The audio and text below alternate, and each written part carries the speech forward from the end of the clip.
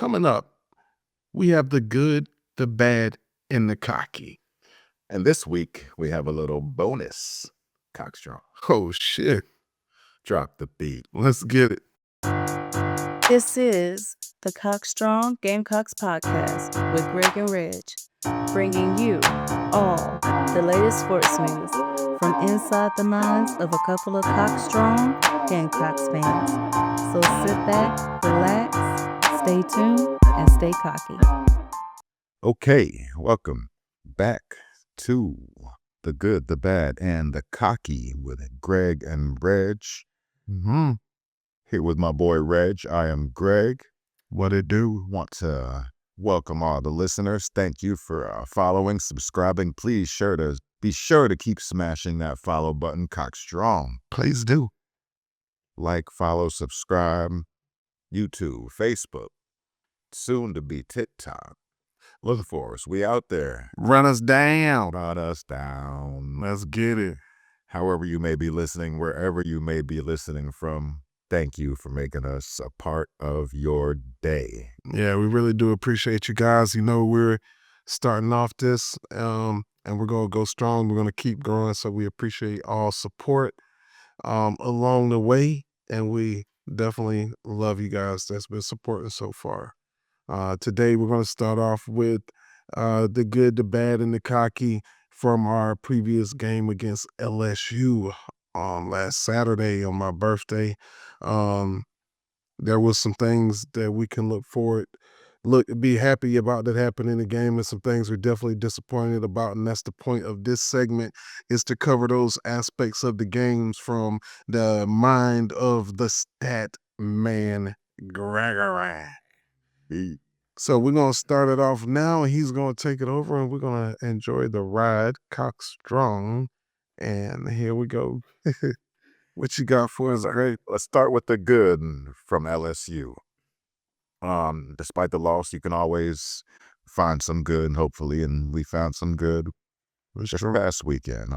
The good was going to be the Carolina defense, the whole unit. Held LSU 4 for 11 on third downs. They dominated this game. They kept them off the field for the most part. Forced 3 turnovers, 2 of them inside the 1 yard line. This game could have been a lot, more of a blowout than it was. For sure. It was only a 10-point, but the defense is the reason that we were in the game as long as we were on this week. It seemed like they were pretty much fighting the battle by themselves.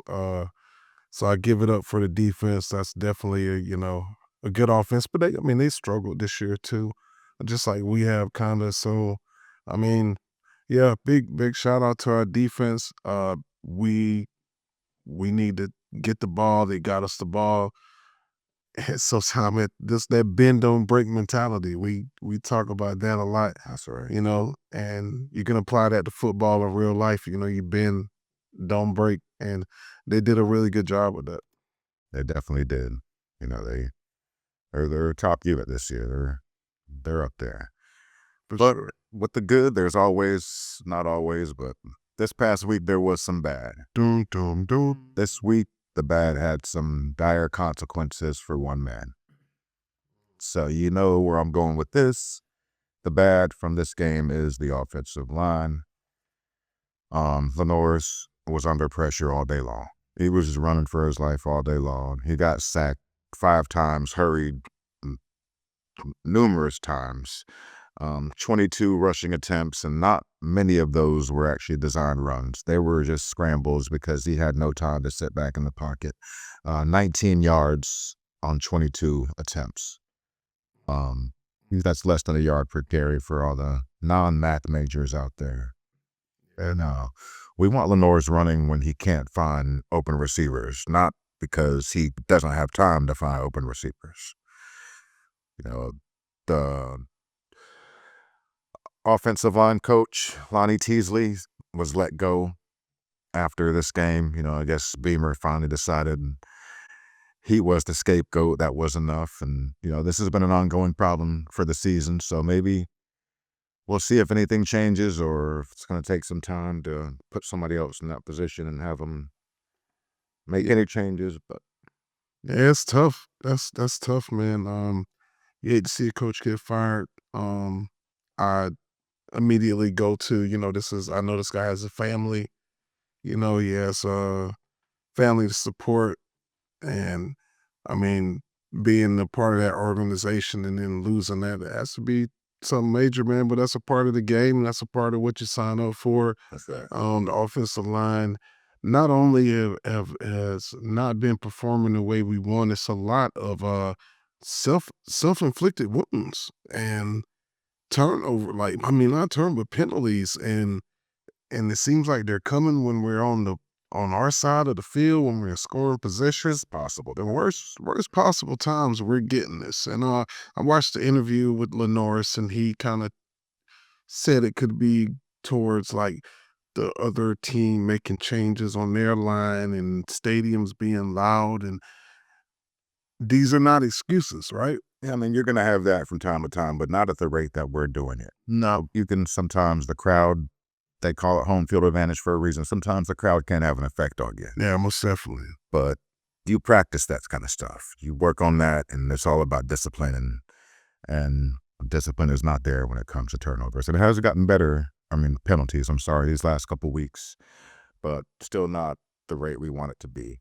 Yeah, now if there's any guy that you wanted though, that you think can go in there and get some guys fired up, I mean, I think they got the right guy for the job. Yeah. I mean, Sean Elliott is I've always been a fan of. I'm always a fan of any coach that I see go out there and celebrate the way Beamer does, the way Elliott does, the way they involved and get excited and the type of energy. I love that type of energy from a coach.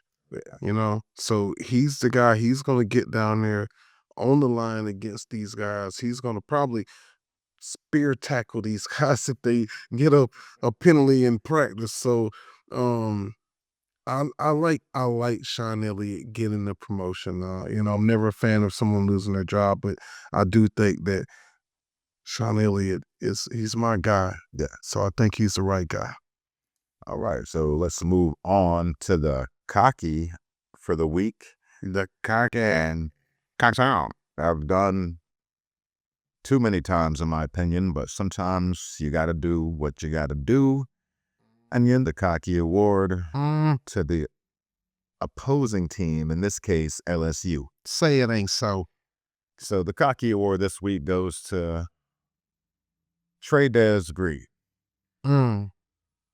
former LSU basketball player turned wide receiver, and he just made our corners look like little boys out there. It was, Even when the defense was good, even when the coverage was good. yeah, he just caught the ball at his high point, and he had 8 catches, 119 yards, and a touchdown. You throw the ball up there, he's coming down with it. It was just that simple. That's what it made it seem like all day when Nesmeyer was in trouble. Just throw it up. Tre'Davious is down there somewhere. He'll catch it, and for the most part, he did. Yeah. So he gets to be the cocky this week. Did you catch any of him this weekend? Yeah. Yeah, he was balling, man.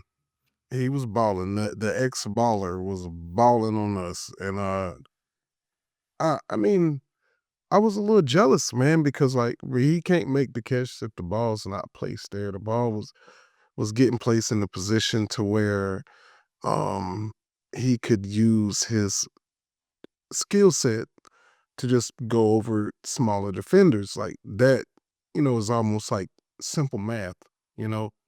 And we have a guy like that. Yeah.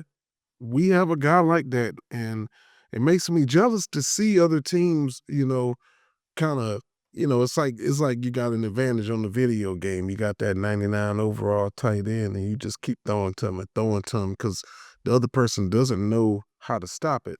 I mean, but they're just spamming the same play. We have a type of player, and we don't spam them, except Lenoris, and it's just like you can't keep spamming the same. Because eventually the QB is going to fumble. It's going to happen, yeah. So I give it to him, and he had a great, phenomenal game. I think coverage was nice on him most of the times that I saw. There was good coverage. He just made the catch over the top, man. So I'm not gonna give him a Spurs up, but congratulations to him on the cocky of the week. Yeah, from me. Congratulations to you. Let's show. So we have a bonus, like I mentioned before. Uh-oh. And it's actually a bonus Cocky Award for the week. And we had to give it to an LSU guy for the Cocky Award, but this bonus Cocky Award goes to a former Gamecock. Even though once you're a Gamecock, you're always a Gamecock. Oh, yeah. NFL running back now Oh, yeah. for the Carolina Panthers. Oh, yeah. His name is Rico. Rico. Dowdle. All right, let's talk about Rico Dowdle. Hey, I didn't know this was coming. Cock strong guy, bro. Got his first start against the Dolphins a couple weeks ago. 234 yards from scrimmage. Hey, That was amazing. it was good. That was a start, right? That was the start. But Yeah. the real reason he got the bonus Cocky Award was that's good enough to do it right there. But the team that let him go, the Cowboys, they played them next and warned them. He said, y'all better buckle up. Buckle up. I don't think the Cowboys listened because he came back against Dallas. Franchise record for the Carolina Panthers, 239 yards from scrimmage against the Cowboys. Man, and you talking about somebody happy, man, like Rico is my guy. Rico is my guy. He's Rico. I'm a diehard Gamecock fan, so all of them are my guys. But Rico is my guy. When you go to the league and you take the route that he's had to take and grind it out, grind it out. He's been in the league with a few teams now. And he balled out for bullshit ass Dallas. He balled out for Dallas. They didn't really give him the opportunity, and look what he's doing with it now. Yeah. He's only the 7th player in the history of the NFL since 1970 to have 225 yards from scrimmage in back-to-back games. He is the first and only undrafted player to do that in NFL history. So he stands alone on that. So he had a pretty historic couple of weeks. Bonus Cocky Award this week. Big shout out, Rico Dowdle. Rico Dowdle. We know you're listening. Big Spurs up.